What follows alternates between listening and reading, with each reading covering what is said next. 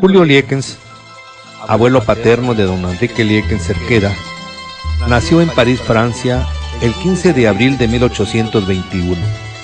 Llegó a la villa de Tehuantepec, Oaxaca, el 15 de abril de 1850. Médico de profesión, fue hacendado en el estado de Oaxaca, considerado entre los más poderosos. Se casó con Micaela Arias y Bejarano el 28 de febrero de 1851 en Tehuantepec.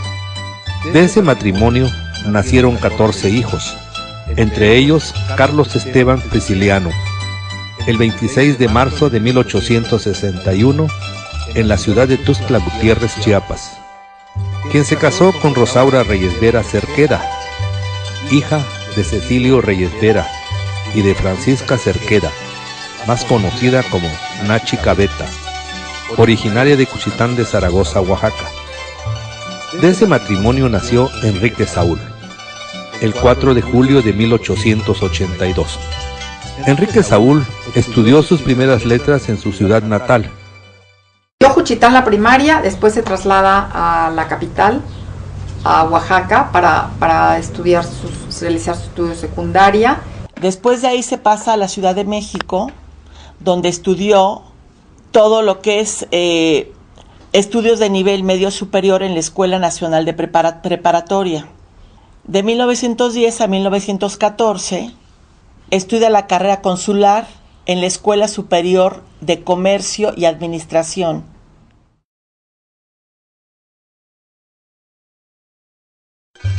En 1909 fue concejal del Ayuntamiento de Cuchitán.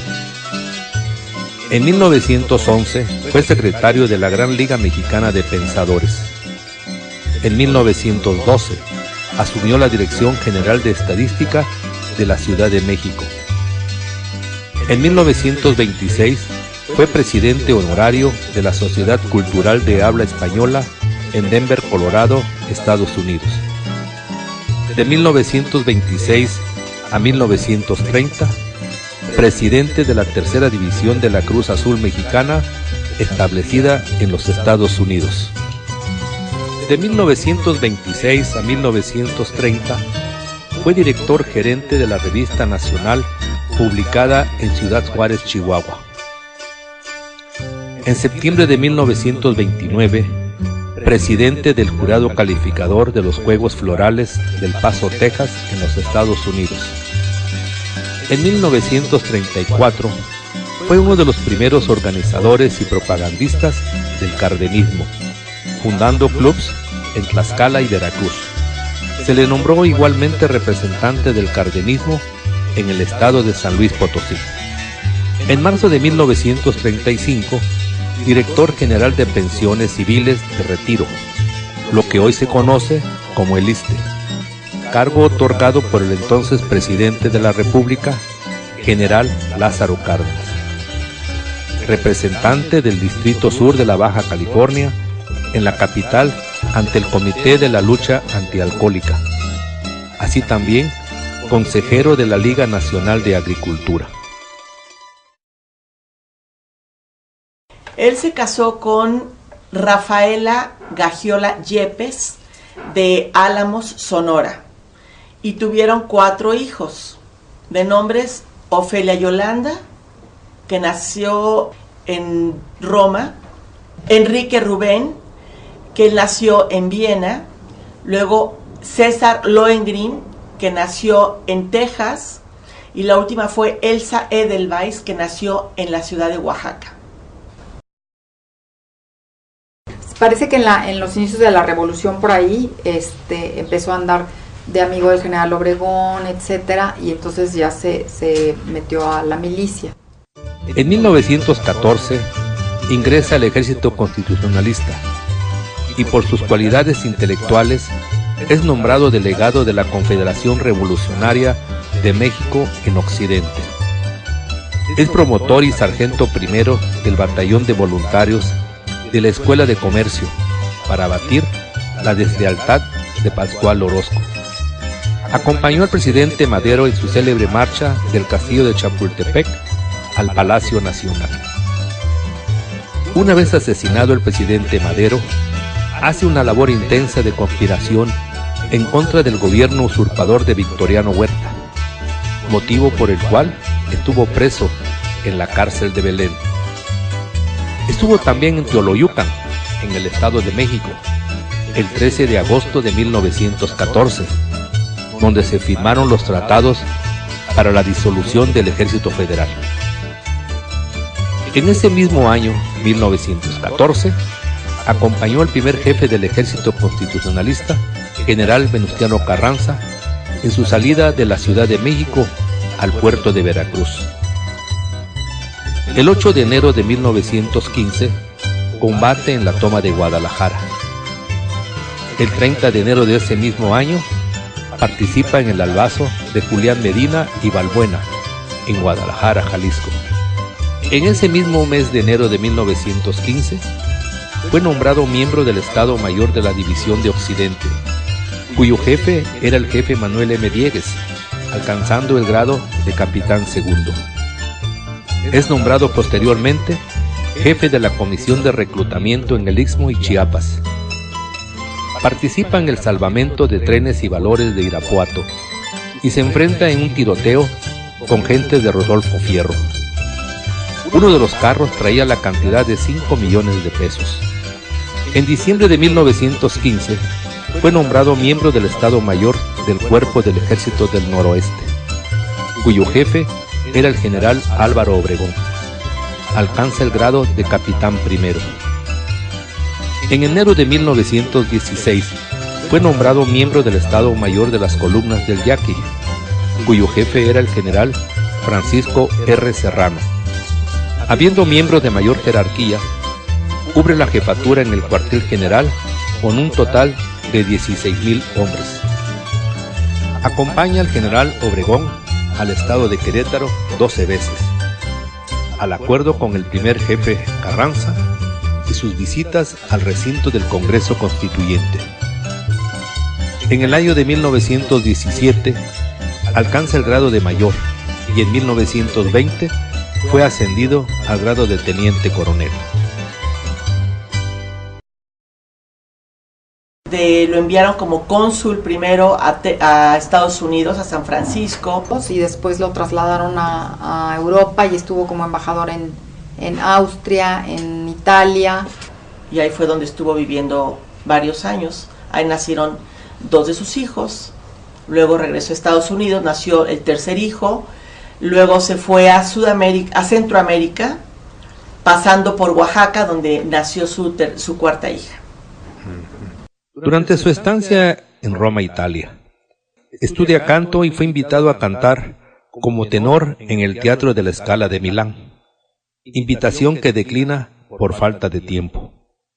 Bueno, una anécdota fue que en una ocasión en Italia fueron a unas grutas y bajando a las grutas, él se puso a cantar ópera y empezó así toda la gente y todo empezó así como a vibrar de la voz que él tenía como gran tenor. Con el mismo nombramiento se dirige a varios países como Viena, Austria, Turquía, Rumanía, Checoslovaquia y otros países de Europa. El 1 de mayo de 1930 fue nombrado ministro plenipotenciario de México ante el gobierno de Honduras. El 13 de febrero de 1931 fue nombrado enviado extraordinario y ministro plenipotenciario en misión especial para asistir a la toma de posesión del ingeniero Araujo como presidente de la República de El Salvador. Pues 2 obras que yo creo que todos los primos tenemos y conservamos es unos poemas que él escribió en un libro que se llama Muduvina, y otra obra que tengo conocimiento es Los zapotecas no son zapotecas sino zaes, pero hizo estudios sobre la lengua zapoteca y escribió mucho sobre eso y sobre piezas prehispánicas, etcétera. Le gustaba mucho todo eso. Él también era poeta, cantaba ópera. Bueno, ahorita nada más contamos como con 3 o 4 libros. Tenía muchísimos, pero desgraciadamente en cierto momento supuestamente se donaron para Juchitán, pero la persona que vino por todo eso creo que no fue el cometido realmente ese. pero creo que no fue tal, pero ya nos quedamos casi sin nada. También fue nombrado vicepresidente de la Academia Zapoteca, encargada de formar una garantía para dicha lengua. Empezó a escribir una gramática español zapoteco, así como un diccionario español zapoteco, que describe los sonidos extranjeros, italiano, francés, alemán, como el propio español, para representar los sonidos del zapoteco. Desgraciadamente, por su edad, ya no pudo terminar dichos trabajos. Sí, hablaba zapoteco y hablaba inglés, francés, alemán e italiano.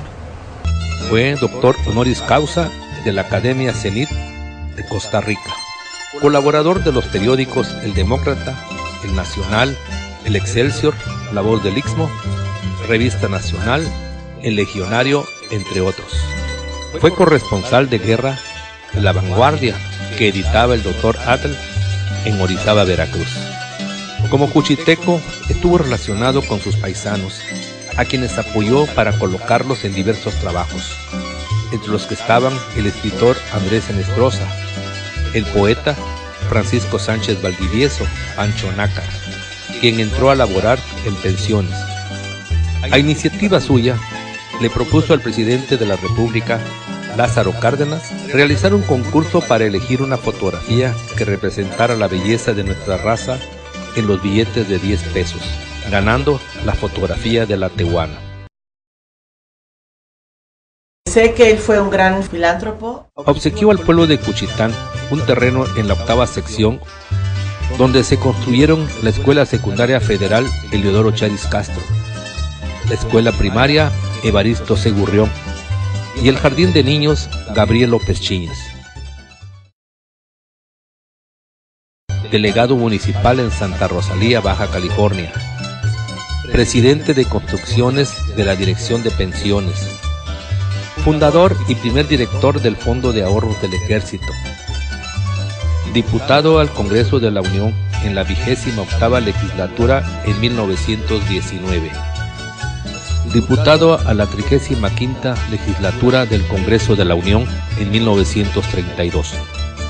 Diputado al Congreso de la Unión por el distrito de Tlacolula 1934-1935. En marzo de 1935 asume el cargo de director general de la Dirección de Pensiones y también fue miembro fundador del Partido Nacional Revolucionario. En su matrimonio en 1920, su padrino de velación fue el general Álvaro Obregón, por espontánea voluntad. Su primera hija nació en Roma, Italia. Su padrino fue don Adolfo de la Huerta, secretario de Hacienda, por su propia y anticipada voluntad. Su hijo César fue bautizado en el castillo de Chapultepec, siendo padrino el presidente de la República, Pascual Ortiz Rubio, por iniciativa propia. El general Álvaro Obregón le destina elegante residencia intervenida del porfirista Pablo Escandón en Puente de Alvarado para su residencia particular en 1916. Más tarde, el general Álvaro Obregón le brinda el tren presidencial para realizar un viaje particular al Istmo. Su actuación como funcionario fue honrada a toda prueba. Rechazó innumerables ofertas. Asimismo, ingresó al gobierno fuertes cantidades de dinero producto de varias comisiones.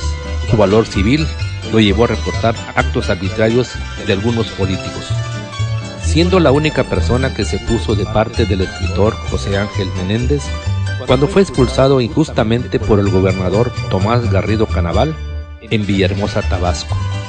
Reprueba al gobernador de Oaxaca, licenciado Francisco López Cortés, personalmente sus malos manejos, anunciándole que se separaría de él como colaborador. Asimismo, le manifiesta que combatiría su gobierno. La vida de este ejemplar cuchiteco como político, militar, embajador, poeta y editor es digna de todo elogio y ejemplo para todos los ciudadanos que quieran hacer algo por su pueblo y por su país. Enrique Liekens, al salir de su tierra, no solo cambió la historia de su estado, sino la del país, ya que formó parte importante en el desarrollo del México actual. Pues sí, es muy importante y muy bonito el saber la historia, las raíces de nuestros ancestros, de nuestra gente querida, de nuestros abuelos, porque hoy en día ya a los niños, a los jóvenes ya no les importa, no le dan la importancia que tiene, y realmente la cultura es de lo que vivimos y es lo que nos mantiene vivos y presentes en todo, en la historia de cada país y más de nuestro país, que es un país tan rico y es un orgullo para nosotros y debe seguirlo siendo para todos, y los jóvenes y niños deben de ir pasando esto a sus descendientes. Entonces es muy importante que estén pendientes y estudiando y tratando de enterarse de todo de nuestros ancestros. Pues que es importante que conozcan la historia de Juchitán, en general de toda la historia de México, porque se ha perdido un poco de tradiciones y un poco de tener esa curiosidad, ¿no?, por conocer y por saber de toda la gente que vivió y que fungió varios estados y que fueron pues donando, ¿verdad?, para la educación, para hacer museos, etcétera, etcétera. Y siento que es importante para que nuestra identidad sea como acrecentada, ¿no? Como que los jóvenes y los niños tengan interés por saber todo de lo que es México, ¿no? De lo que es Oaxaca, que es tan importante en nuestra historia.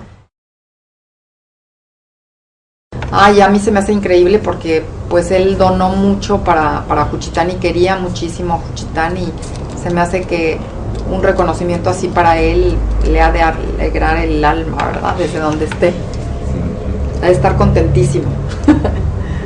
Él fallece en 1972 y sus restos se encuentran en el Panteón Jardines del Recuerdo aquí en la Ciudad de México.